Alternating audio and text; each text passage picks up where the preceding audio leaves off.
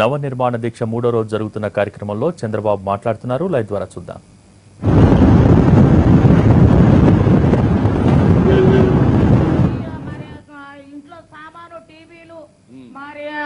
మంచాలు కంచాలు అన్ని అమ్ముకున్నారు సార్. సింహలపాడి అర్జునవాడ సంఘం కాదు కదా, వాళ్ళు అమ్మారు. సరే, నీకు ఖర్చు అయిందంటే ఓకే. నేను ఇప్పుడే కలెక్టర్ చెప్పానమ్మా. నీకు పంపించేశారు, ఇల్లు కాలిపోయింది. ఇప్పుడు ఎందుకు వచ్చావు, ఎట్లా వచ్చావు నువ్వు ఈ మీటింగ్ కి? నేను తెలుగుదేశం పార్టీ నాయకురాలని వచ్చాను. కాదమ్మా, ఈ మీటింగ్ ఒక కార్యకర్తగా వచ్చావా? కార్యకర్తని సార్. నేను ఈవో ప్రెసిడెంట్ సార్, మహిళా మండలంలో టీఆర్పీ సార్. నేను ఓకే అమ్మా, నేను ఇప్పుడే కలెక్టర్ కి ఆదేశాలు ఇస్తున్నా, ఒకసారి చెక్ చేసి మరి సిఐ గారికి ఎస్ఐ గారికి చెబితే సారు నా క్యారెక్టర్ మంచిది కాలేదని ఎంక్వైరీ చేసిపోయారు సారు. నా కుటుంబం అంతా, నాకు 5 బిడ్డలు సారు, నా భర్త వికలాంగు. ఊర్లో ఏమైనా గొడవలు పెట్టుకుంటావేంటి నువ్వు? ఎవరు సారు? నేనేం గొడవలు పెట్టుకోను సారు. లేదా? ఓకే, నేను బాగా మాట్లాడుతున్నావు. లేదు సార్, నేను తెలుగుదేశం పార్టీ అని నాకు తెలియసారు సారు. కాదమ్మా, ఇప్పుడు తెలుగుదేశం గవర్నమెంటే ఉంది. అవును సార్. మరి ఎట్లా? ఏదో కొంత ఇది కనపడొస్తా ఉంది. నేను ఇప్పుడే చెప్తున్నా, కలెక్టర్కి ఆదేశాలు ఇచ్చారు, వెరిఫై చేస్తారు. పార్టీ వాళ్ళకు కూడా ఇక్కడ జిల్లా పార్టీ అర్జునుడు నువ్వు కూడా ఉన్నావు, ఎమ్మెల్సీ, నువ్వు కూడా ఒకసారి వెరిఫై చేయి. ఓకే అమ్మా, తప్పకుండా న్యాయం చేస్తాను. ఇక్కడ తమ్ముడికి ఇక్కడ ఆయనకి ఇవ్వండి, ఆయనకి ఇచ్చి ఈయనకి ఇవ్వండి. ఇంకా టైం కూడా తక్కువ ఉంది, మళ్ళా చాలా దూరం పోవాలి అందరూ.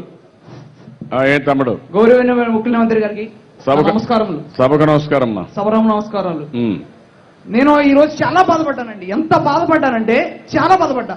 ఎందుకంటే ఒక నిమిషం అండి, అందరికీ నేను చంద్రబాబు గారి ద్వారా మీకు ప్రజలకు చెప్తున్నాను.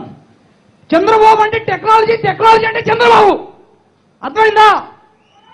మీకోసం, మన ప్రజల కోసం సైంటిస్టులు పిలిపించి ఈ రోజు ఈ సభ 8 రోజులు పెడుతున్నారు. కానీ మనం ఏం చేస్తున్నాం? వినట్లేదు.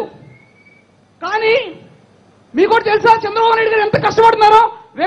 వ్యవసాయం అంటే ఏంటో ఆయనకు తెలుసు. మీకోసం ఎంతమంది సైంటిస్టుల్ని ఈ రోజు ఒక ఏవియన్ కన్వెన్షన్ లో ఏసీలు పెట్టించి మీకోసం వీళ్ళందరితో చెప్పిస్తున్నారు. ఎందుకు? మీకోసం, మన భూముల కోసం, మన పంటల కోసం, మన భవిష్యత్తు కోసం. సో మనం అందరూ ఏం చేయాలి? వినాలి. మన పంటని, మన దిగుమతిని ఇంకా పెంచుకోవాలి, రోజు రోజుకి పెంచుకోవాలి. అలా తెలుసుకోండి. 1100. మీకు ముందే చెప్పా, చంద్రబాబు గారు అంటే టెక్నాలజీ, టెక్నాలజీ అంటే చంద్రబాబు గారని. సో మీరందరూ మన టెక్నాలజీ ఎలా ఉపయోగించుకోవాలో మీరు బాగా నేర్చుకోవాలి. అంతేగాని ఏ ప్రతిపక్ష నాయకుడు అదే ఉంది, ఇదే ఉంది, ఎక్కడ అదేంటి ఇప్పుడు రుణమాఫీ ఎక్కడ జరిగింది అన్నాడు. కళ్యాణ్ తప్పుని అని నేను అడుగుతున్నా. రుణమాఫీ ఎక్కడ జరిగిందంటే ఏంటంటే, రోజుకి ఇవాళ 3 సంవత్సరాలకి మండలానికి 500 నుంచి 1000 కోట్లు వచ్చింది. ఇది నా ఇంటెన్షన్ అండి. బాగా ప్రెస్టేషన్. ఒక నాయకుడు, ఒక ప్రతిపక్ష నాయకుడు ఎట్లా మాట్లాడాలి? ఒక రికార్డు చూసుకోవో, ఒక పద్ధతి చూసుకోవో మాట్లాడాలి. అంతేగాని ఏమీ జరగలేదు, రుణమాఫీ అవ్వలేదంటే ఎట్లా అండి? ఎట్లా కుదిరితే? నాలాంటి యువకుడు ఎవడో ఒప్పుకోడు. ముందే చెప్తున్నా, సవాల్ చేస్తున్న అవసరం అయితే. థ్యాంక్ యూ తమ్ముడు, థ్యాంక్ యూ, బాగా మాట్లాడు. నీ పేరేంటమ్మా? సిహెచ్ కిరణ్ కుమార్ అండి. కిరణ్ కుమార్, ఏం చేస్తావు నువ్వు? నేను ఇప్పుడు ఇంజనీరింగ్ 2nd ఇయర్ చదువుతున్నాను, సివిల్ డిపార్ట్మెంట్. చూసారా ఒక తమ్ముడు ఆవేదన, ఒక తమ్ముడు వ్యవస్థ పట్లుండే బాధ్యత. అందుకే వాస్తవాలు తెలిసి ఒక రెవల్యూషన్ గా ఇంత జరుగుతా ఉంటే మనందరం సహకరించలేకపోతున్న బాధతో మాట్లాడాడు. మనస్ఫూర్తిగా అభినందిస్తున్నా. గట్టిగా మీ అందరిలో కూడా ఒక చైతన్యం రావాలి, ఒక మార్పు రావాలి. ఒక నిమిషం, నేనేం ఊగినే చెప్పట్లా. మా నాన్నగారు ఒక జడ్పీటీసీ, ముస్నూరు మండలానికి ఒక జడ్పీటీసీ. నేనేమి గాల్లో లెక్కలు చూసి చెప్పలేదు. ఆయన ఏం చేస్తున్నారు? ఒక మహిళా జడ్పీ చైర్మన్ గారు గల ఎన్ని వర్కులు తీసుకొచ్చి ఒక కనీసం ఇన్ఛార్జ్ కూడా సరిగ్గా చేయరండి మా మండలానికి ఆయనే చేస్తారు. ఒక 500 ఇప్పటికీ ఒక ఏదైనా రానండి, రుణమాఫీ అవనండి, ఒక ఇదేంటి ఇప్పుడు పెన్షన్ అవనండి, ఏదైనా అవనండి, ఒక 3 సంవత్సరాల్లో 500 నుంచి 1000 కోట్లు ఒక్క మండలానికి ఖర్చు పెట్టారు. అంటే ఇంకా ఎన్ని మండలాలకి ఎంత ఖర్చు పెట్టారో ఒక్కసారి ఆలోచించండి.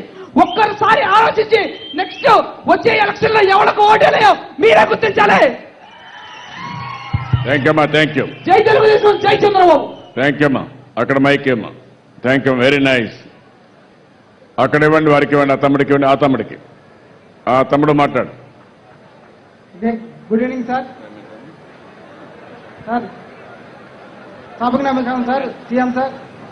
సార్ మాట్లాడు వినపడొస్తా ఉంది. ఓకే సార్, ఈనాటి మన కార్యక్రమం నవనిర్మాణ దీక్ష సార్. నవ అంటే కొత్తగా సార్, నిర్మాణ అంటే కట్టుకోవడం సార్. అది ఎలా కట్టుకోవాలంటే 2022 నాటికి ఒక దేశంలోని 3 అత్యున్నత రాష్ట్రాల్లో ఒక రాష్ట్రంగా, 2029 నాటికి దేశంలోని అగ్ర రాష్ట్రంగా, అదే 2050లో ప్రపంచంలోని అత్యున్నత రాష్ట్రంగా మనం నిర్మించుకోవాలి సార్. ఆ బాధ్యత మనకు ఉంది సార్. అలాగే ఇన్ని చెప్తున్నారు కదా, 2050 అన్నారు, 2020 అన్నారు. ఇప్పుడు చంద్రబాబు నాయుడు గారు చేస్తాడా లేదా అని చాలా మందికి, అంటే మనకు కాదు సార్, కొంచెం వేరే వాళ్ళకి, ఆపోజిట్ వాళ్ళకి అలాగని అనుకుంటున్నారు. హుదూద్ తుఫాన్ వచ్చి విశాఖపట్నం అల్లకల్లం అయిపోతే 10 రోజుల్లో వచ్చేసి ఒక విజన్తో మీరు చేసిన పని ఎవరు మర్చిపోరు సార్. అలాగే మన సచివాలయాన్ని మీరు నిర్మించిన తీరు కానీ, మీరు తీసుకున్న సమయం కానీ అది చూసి ఇదంతా చూసి కూడా ఆయన నిర్మించలేడా, ఇంత చేయగలడా, చేస్తున్నారు కాబట్టి చేస్తాడంతే. ఓకే సార్, థ్యాంక్ యూ అమ్మా, థ్యాంక్ యూ. చెప్పమా. నా ఇన్స్పైరింగ్ పర్సన్ దేవినేని వెంకటరమణ గారి వర్ధంతి సార్, ఈ రోజు 18వ వర్ధంతి. ఆయనకి మన నివాళులు అర్పించాం సార్. థ్యాంక్ యూ అమ్మా, థ్యాంక్ యూ తమ్ముడు. ఇంకా ఆ తమ్ముడికి ఒకసారి ఇచ్చేసేయండి. సార్ మాట్లాడుతున్నాం సార్ నేను. మాట్లాడు. హలో సార్, గౌరవ మంత్రి గారు. హలో సార్, మాట్లాడగలవచ్చు? మాట్లాడా. సభకు నమస్కారం. మాది కృష్ణారాపాలెం, ఏకొండూరు మండలం సార్.